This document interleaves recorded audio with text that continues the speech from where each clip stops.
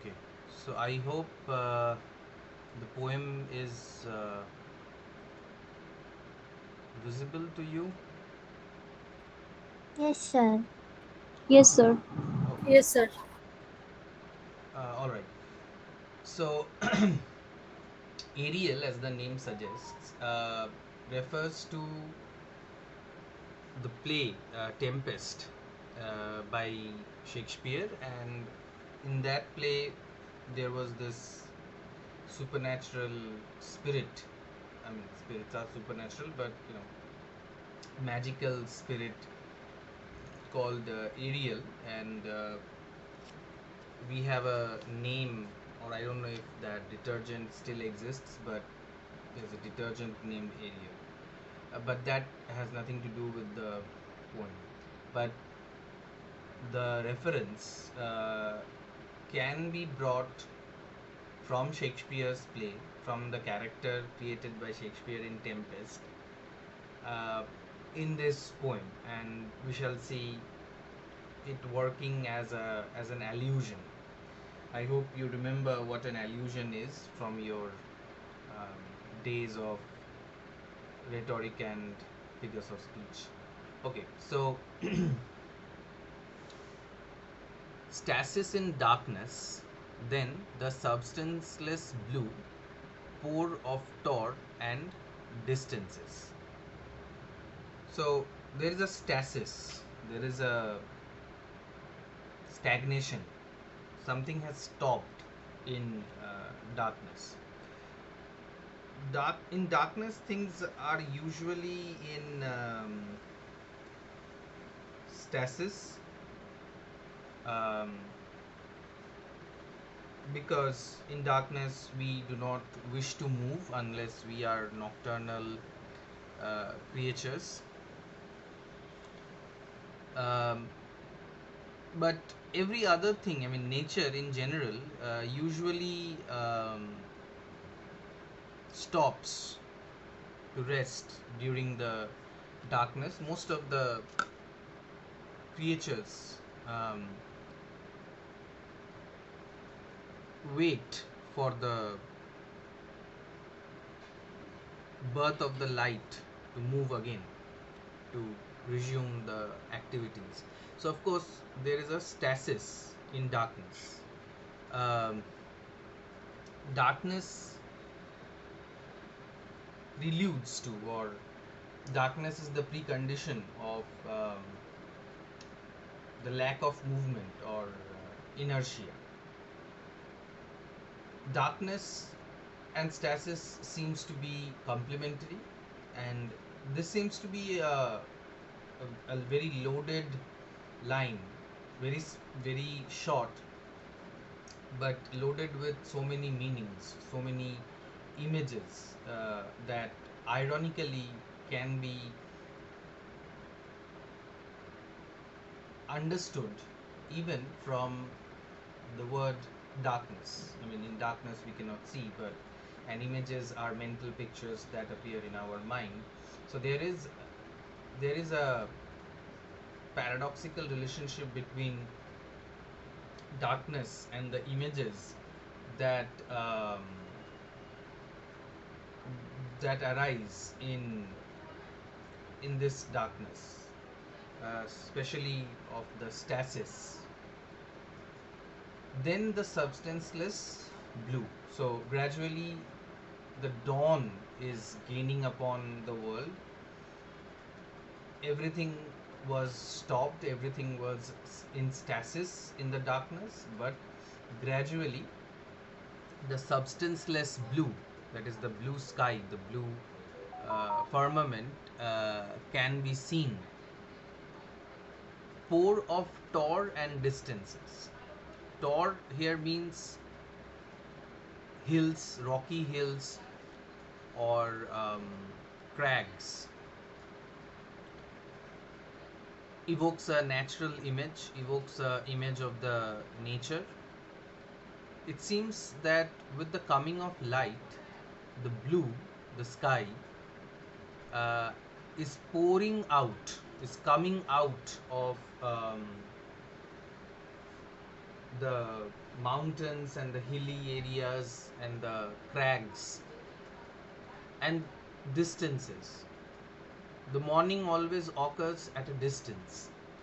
Never, we never realize, we never associate the morning or the dawn with something that is very close to us. Something, I mean, we see the morning coming from a distance.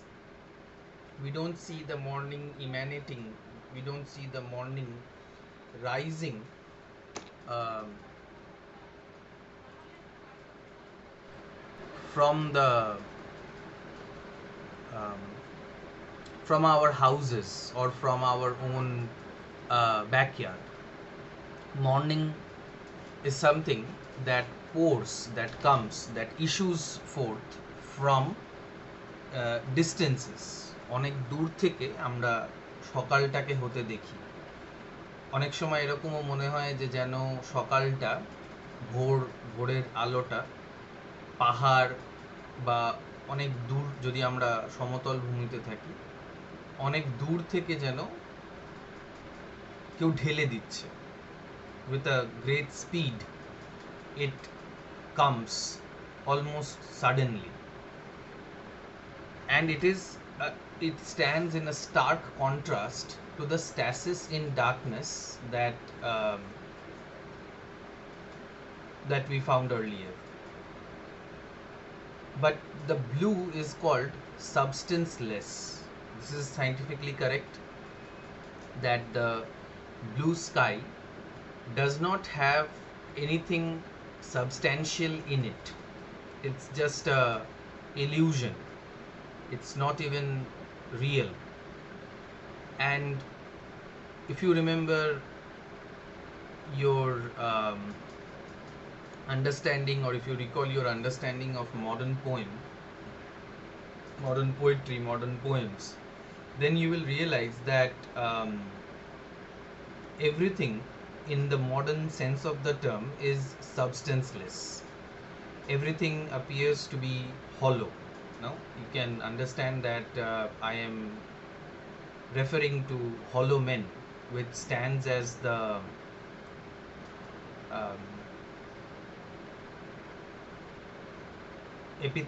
which stands as the epithet for modern poetry. So here, substanceless, I mean, we all know that the blue sky does not have any substance in it. Yet the word substanceless draws our attention to the fact that this poem refers to hollowness. This poem is a modern poem which refers to the lack of substance, the lack of material, or the lack of things that make our life complete or full. God's lioness. How one we grow, pivot of heels and knees, the furrow. God's lioness. We usually refer to God's lion or God's wrath, but here we find a twist in the image with God's lioness referring to the wrath of God, the anger of God, the glare of the day.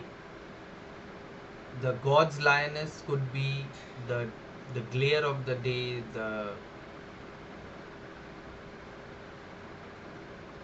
the light of the day that brings to relief, that brings to our notice the various sins that has been committed during the night. However, it is, I don't know if Plath had known this. I mean, I'm sure she had known that lions and lionesses are both nocturnal hunters. They hunt, I mean, they also hunt in the day, but they can hunt in the night also.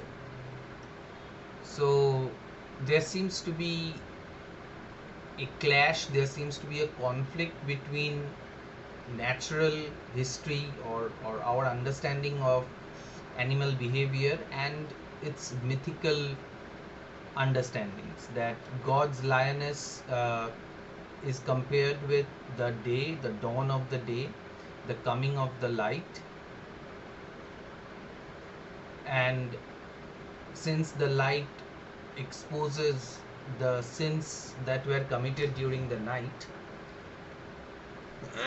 God is angry. God angrily punishes those who have committed the sin and or various sins through the idea of God's lioness. God uh, brings in the lioness, usually the lion, but here it's the lioness, a female version of the rat.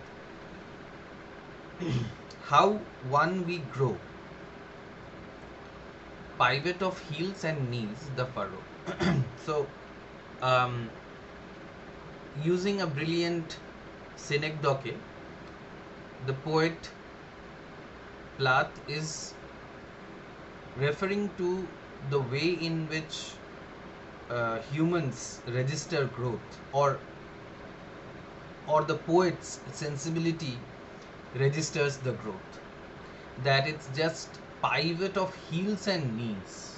She is focusing on certain parts of the human body, the heel and the knees, as if it is these places which signify growth. But there is a signification, there is a religious signification here also, that when Christians pray, I mean, when many Christians pray, not all Christians, there's a there's a tradition that you bend your knee, you pray on your knees to the Lord, um, and growing can also refer to growing closer to God, growing sin free.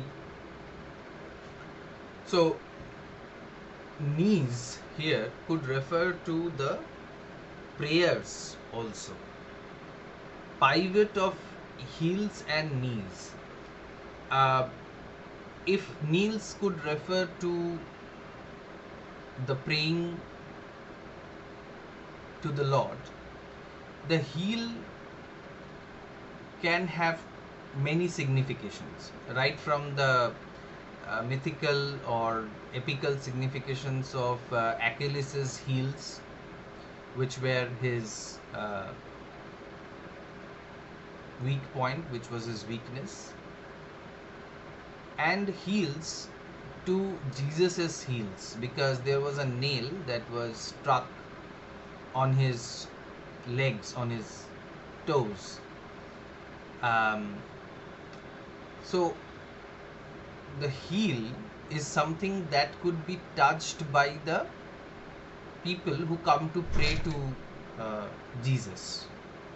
I mean, you cannot, since if it's a tall statue of Jesus on the crucifix, you will not be able to touch many other parts of Jesus's body, but the heels, the toes, the end part of the leg. What does this furrow mean here again? Um, Plath was raised on a farm. I mean, for a very long length of time, she did live in a farm of her father. Back then, it was quite common for people to own ranches and farms, and there some kind of agriculture or cultivation was carried out. And the furrow simply means the furrow in the field, which has been created to put the seedlings in. Now, what does this has to do with the whatever we have done till now? It's because it's morning. and in the first light of the day, with the cracking of the dawn, the farmers go out into the fields and they plow and they make furrows in the field. And even there, sometimes you need to get down on your knees to um, pluck the weed out or to plant the seed. So the furrow becomes, the field becomes the place of worship for the hardworking farmer. Of course, this is no communist poem, but I am trying to interpret the many uh, significations of these lines, and none of them could be something that Plath wanted to say, and that is the good thing and the bad thing about modern poetry or poetry itself, because we never know what the poet really wanted to say. We don't want to indulge in intentional fallacies, but what we have are words. What we have are uh, in, have some information about Plath's life, and we can try to connect one dot with another without knowing that whether these dots are connectable at all or not. But we have to make some sense of what we are doing here. Splits and passes, sister to the brown arc of the neck I cannot catch. Splits and passes. What splits? Perhaps the animal that we are going to hear about in the next lines, because I did not want to tell you beforehand that Ariel is actually the name of a horse that Plath used to ride, and I think it talks about an accident when she fell from the horse. So, split might be the splitting of the horse and her. Splits might be the split between the second, when we say that the accident happened in split seconds. In a split second, the accident occurred. The split might be that the horse ran, like it split from under the control of the poet and ran, and it passed. It didn't stop, it just went on. Sometimes the horses do become a little uncontrollable and wild, and they just gallop and run. Sister to the brown arc of the neck I cannot catch. So the color of the horse is referred to here as brown, and it is compared to an arc. The neck perhaps was so big. I mean, when we see a horse, we realize how big a horse is. Horses are very big animals, and if it's like if it's healthy, not the horses that you find on the beaches of Digha and some other uh, place, which are emaciated and they are not given enough to eat. But if the horse is really healthy, the neck will be really thick, and if you are a small person, then you will not be able to embrace the neck in its totality. Here, perhaps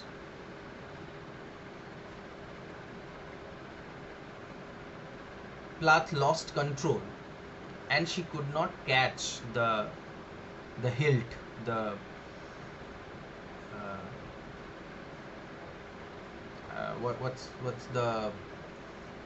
what's the English for lagam? She cannot control it. She cannot catch it, and she fell. So even if she were falling, she tried to catch the neck of the horse. Like, I mean, people who are amateurish would try to do that, and will uh, dangle from the neck of the horse. But she could not do it, and she fell. But sister, to what does that word refer to? Sister to the brown arc of the neck I cannot catch. Um, Brown arc and sister to the brown arc. Sister would be usually something that has some kind of a physical similarity to someone. Like when we say that, oh, you are her sister, then we find some kind of a physical or behavioral similarity between the two women for them to be called sister.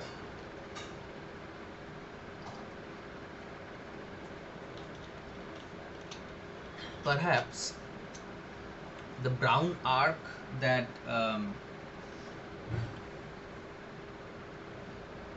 Plath refers to um, could be on one hand the neck or the entire horse, which uh, she cannot catch, and at the same time it could be, I mean, since we all know that Plath had daddy issues, had some issues, psychological issues with any father figure, or her father figure to be precise. um, and fathers usually are a little brown because they go out in the sun, and they are less fair than the women are in general. So the brown arc could be the father's image when the father bent down in an arc to get hold of the baby. The baby, from a distance, or from a position that is under the bending, under the arching person, would think that would the figure would appear as an arc, and the small hands of Plath could not catch the neck, neither of the horse nor of the father. In both the cases, there is a slip, there is a split, and hence uh, there is a disappointment, there is a lack of contact, there is a lack of communication, there is a loss. And as we all know, Plath's life and poetry is marked by losses of various kinds, and this could be a metaphorical, this could be a symbolic loss of control of over one's life, because Plath had failed to catch even the brown neck of her father. Perhaps she had not been able to be affectionate, or her father had not been affectionate towards her when she was growing up, because growing up is referred to here, but only through heels and knees, only through physical attributes, not the growing up, not the maturity of the mind, but only the maturity of body parts, which are not indices of growth. Nigger eye, berries cast dark, hooks. Nigger eye means an eye that is black.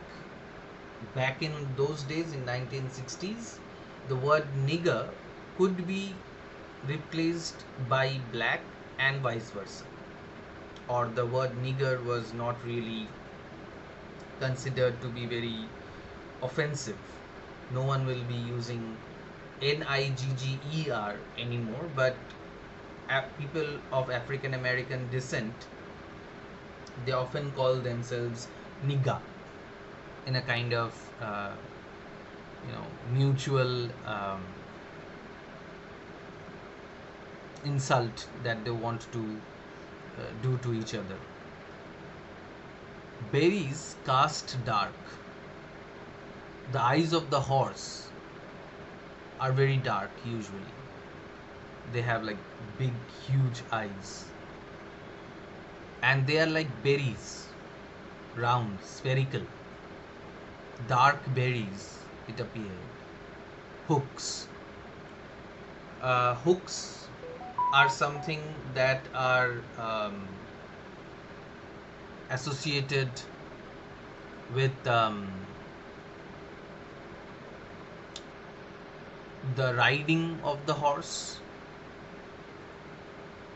and hooks are something that you attach onto the um, onto the horse to get up on it. It's like the pedal. They are also called hooks because you can hook your leg um, on it. So something these are certain things, certain images that Plath captures either when she has already fallen or when she is falling. So when we are falling, when we are uh, when we are in a very stressful situation that gives us a lot of anxiety,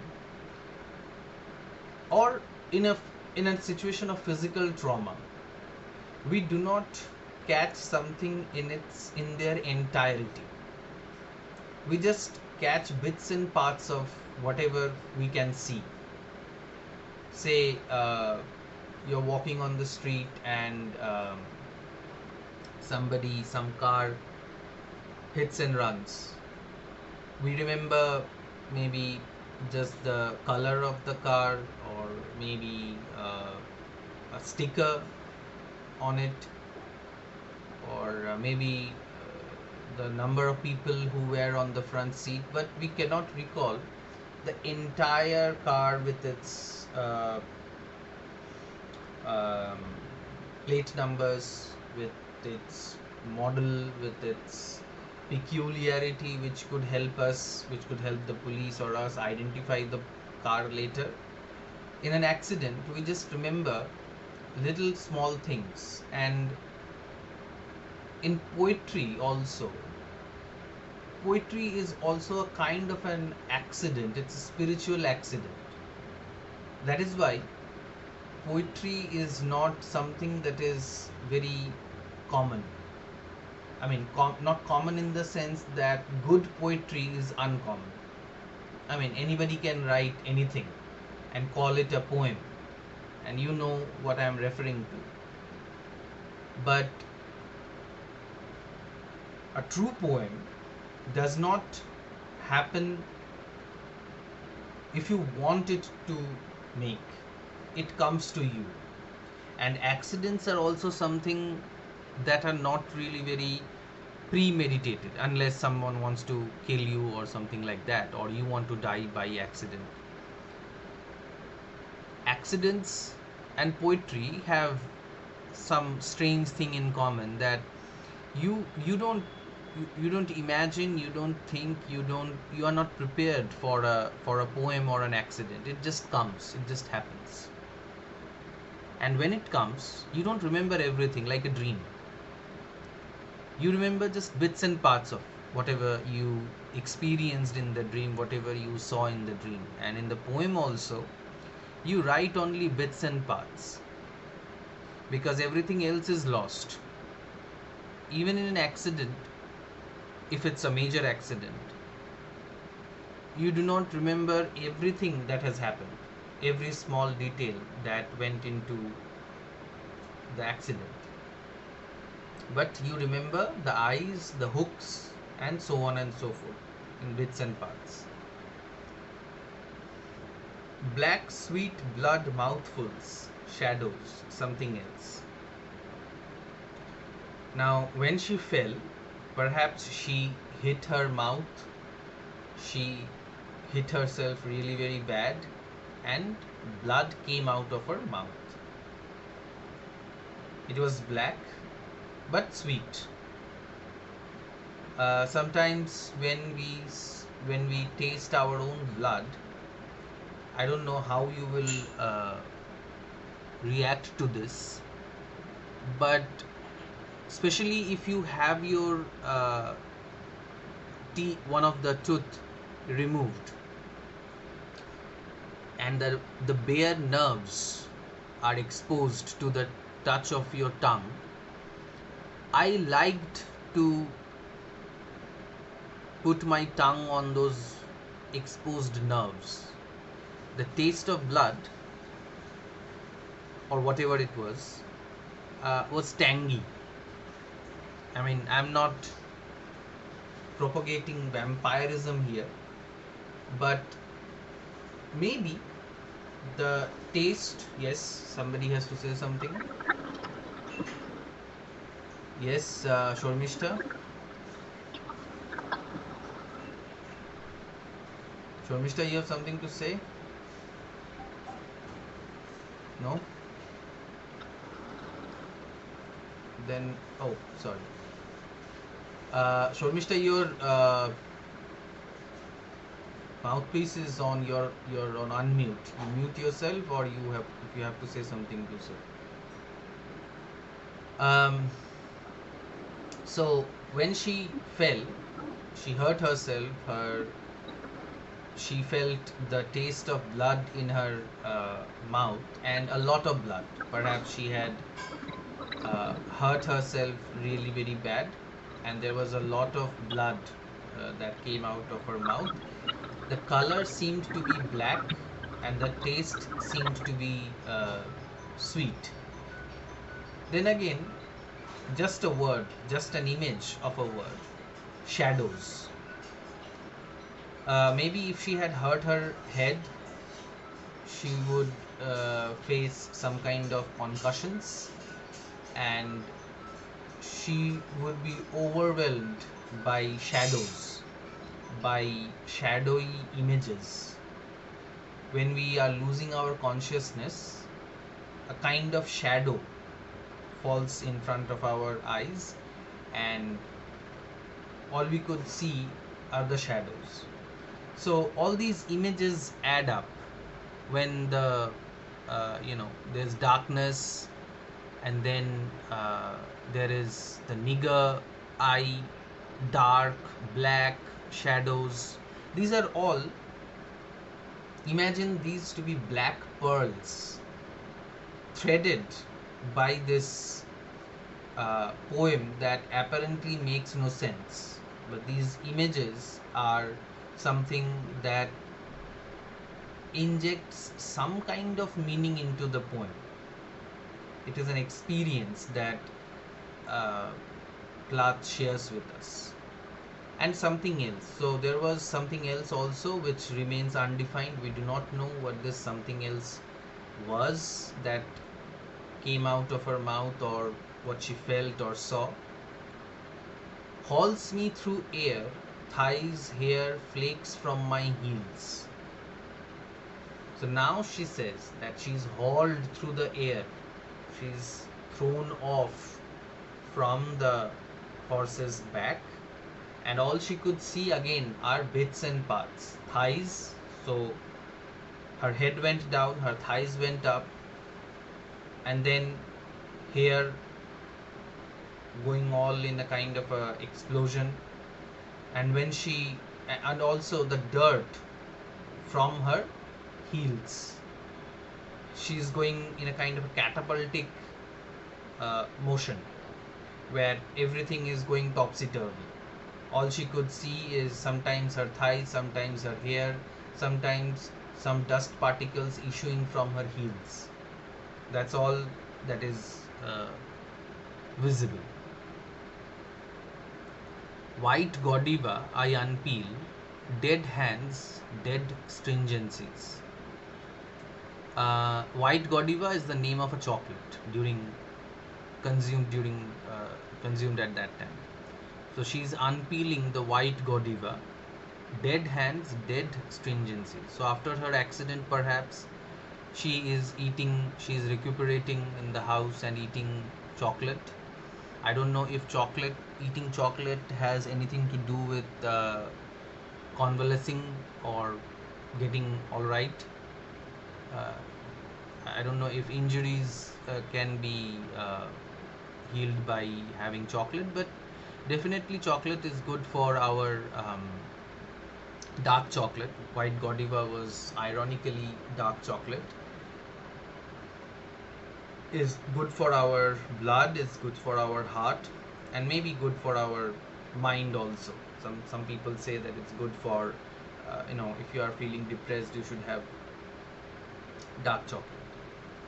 But her hands, she feel she feels that her hands are dead. She cannot feel her hands because they are under great pain, and all the stringencies, all the things, all the conflicts, everything that attaches her to the world are also dead. For the time being, she is free from all kinds of stringencies, all kinds of things that attach her to the present world. So, this accident provides her a relief from all activities that she usually does.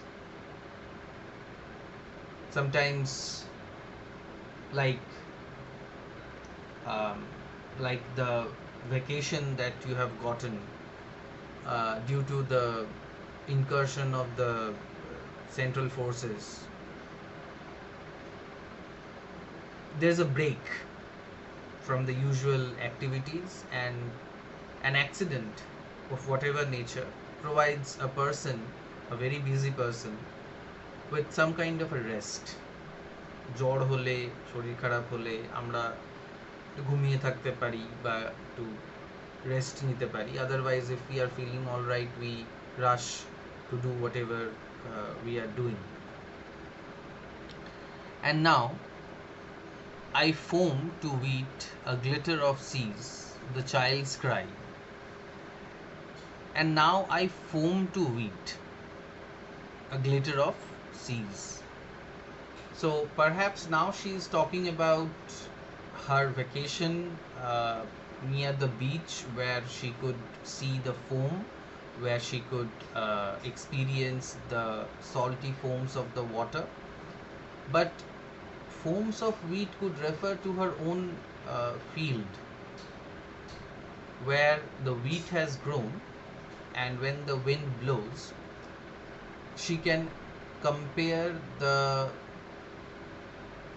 top of the wheat, she can compare the wheat, the the movement of the wheat plants with the foam of the sea and the glitter of the sea. So, but in the next part, in the next phrase, she confirms that she has gone to the seas. She can see the sea. She can see the glitter of the sea as a part of her vacation. When we often feel overburdened or when we need to recuperate, we often go uh, to a vacation spot, to to the seas, to the mountains, wherever. The child's cry melts in the wall, and I am the arrow. So there is a child's cry. Of course, this refers to the miscarriage that happened to Plath, but I am not sure if the miscarriage was a result of falling off from the horse, but it could be. And that's why she is saying that the child's cry has melt in the wall of her womb. The child's cry, which the child usually cries after being born, cannot be, because it melted, the child died within the womb of Plath, and that was one of the reasons of her depression, and that depression was the reason of her suicide. She constantly tried to kill herself, and she ultimately succeeded once. And I am the arrow. Now she is the arrow, like the God's lioness, a biblical image. The arrow is also a biblical image. By the arrow, the God punishes the people who are delinquents, or who do not listen to the God's sermon, or bad people. So she is now the arrow. She is designated towards a particular aim. And as we all know, when a person wishes to commit suicide, the person becomes the there's a single mindedness that comes into their mind. And like the arrow, they are always they always propel themselves towards that singular objective in their mind, that is to die. But the wall and the arrow also form another image. We usually paint our targets on a wall and to practice archery, to practice arrows. But this arrow, which pierces the wall, could be Plath herself, who wanted the miscarriage because she was not ready to have a child, and maybe she did it on purpose. And poetry is a very conducive medium of various confessions, symbolical, metaphorical, yes, but confessions, yes. We often confess our deepest and darkest secrets through poetry, through literature, because there we can say everything we want to say and yet deny any kind of reading of meaning or significations that people want to read. Like I am reading that, like maybe Plath wanted the baby to die, which is a very morbid thing to even imagine. But women who undergo a lot of stress and hormonal disbalances and postpartum depression, many of them consider, and rightly so according to me, the baby to be a kind of a pressure, to be a kind of a unwanted responsibility.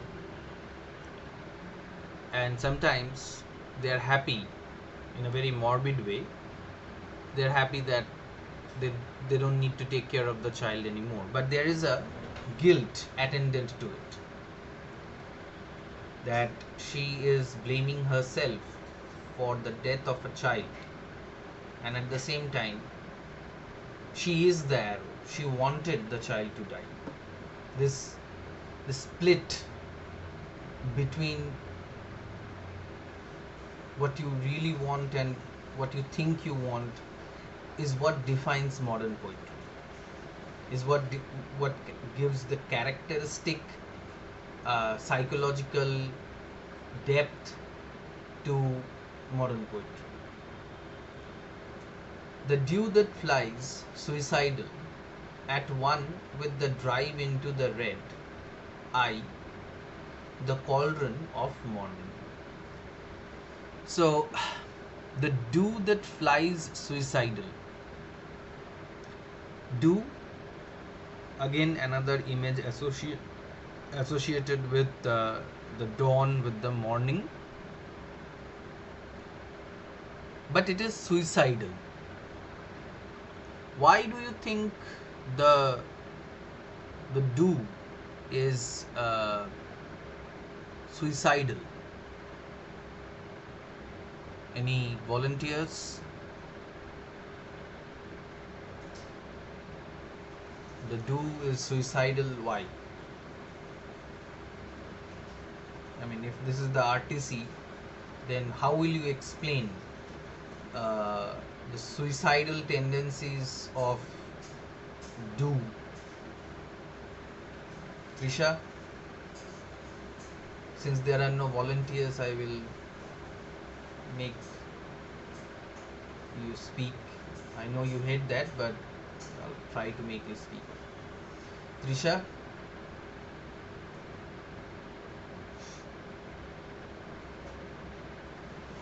hmm. There are 25 other people also. Let me see. Onushri, do you want to have a go at it? Why um, why is the do called suicidal?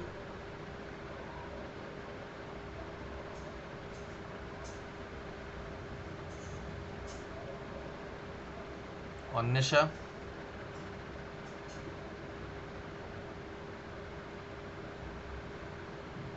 no one? Yes, Yes, sir. Onisha. Hmm. Can you hear me, sir? Yeah, I can hear you. Okay. Um, আমার যা মনে হচ্ছে, I think it is because of like the lack of chances, or maybe the lack of কি বলবো support that the fly needs to survive. That is why even the risky world seems to be suicidal, or there is no hope. There is a lack of hope there. Okay, so you It is, mean to say that the do signifies hope. yes. Okay, but why is it suicidal? I mean, what you are saying is that there is no support, there is no help, and there is no hope, and Mhm. thus life is like dew and it evaporates. But why is it suicidal? I mean, suicidal is something that Plath is, and Plath might be comparing herself with the dew, which is very fragile, which Plath Yes, herself I considered mean, to be. there is no chance of survival. Like, I mean, when a person is suicidal, everything seems to be like there is nothing left for me. And there Hmm. is also this term drive. The term drive is also like there is no drive to live. There is So no that's why maybe drive to live. okay There's no drive to drive live. that will like keep me going. Hmm.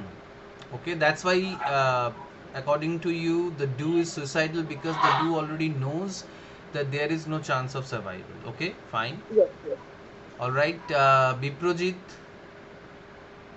would you like to add anything to what Ornesha said?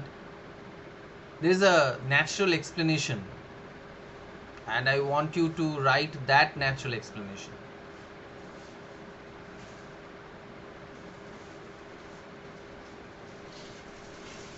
Biprojit is silent. Dipannita,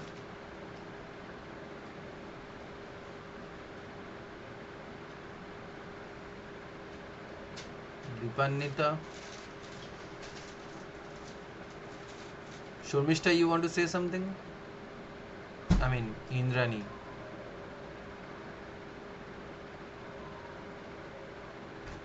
No? Joita? Sir, I can try. Mm-hmm. উম, যে suicidal বলার কারণটা এটা হতে পারে যে মানে dew is kind of like fatal in a sense কি ও তো জানে যে even if it like pours into the earth, it will evaporate. So it is Mm-hmm. kind of suicide mission, na? Hmm. Right. Can you explain a bit? So মানে পোয়েমের সাথে explain করেন নাকি in general? Both. তো in general তো মানে এয়ারটাই আরো মানে ওই আর কি মানে এয়ার থেকেই তো ওই শিশির যে ব্যাপারটা ওটা Hmm. হচ্ছে Mm-hmm. সকালের দিকে, কিন্তু Hmm. সেটা তো যত বেলা বাড়ছে সেটা আস্তে আস্তে ইভ্যাপোরেট হয়ে যাচ্ছে। Mm-hmm. সো ইভেন দো মানে ইট ইজ নোন কি মানে the dew is going to be ended, it is still becoming dew and it is coming onto the ground and sticking to the grass. So It is kind of committing suicide. Yeah, right. Even after knowing that as soon as the sun comes up, the dew will die, the dew still comes, arrives every morning. Similarly, um,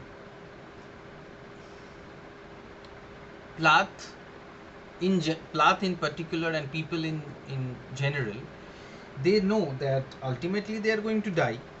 I mean, either by suicide or by homicide or by genocide, some kind of side, or by natural reasons. Um, they still commit to life. Instead of committing suicide, we all commit to life, which, according to many pessimists or melancholics, is committing suicide, because being born is something that has to do with dying at one particular point in time. At one, with the drive into the sun is red when it appears early in the morning, and with its rise, with its coming on, the dew is evaporated into the red eye, the cauldron of morning. So the sun is here referred to the cauldron of morning. Cauldron মানে কড়াই, গোল হয়। তো সকালের কড়াইয়ে শিশিরের সেদ্ধ হয়ে গেল। Similarly, with the arrival of life, with the beginning of a day, we take one more step towards our death. And that is a very morbid thing to imagine. When you get up in the morning, if you imagine that, okay, this is one more step towards death, which is very morbid. And Plath's poetry is considered to be that morbid, like many uh, modern poetry is. Okay, any questions from this poem before we move on to the next?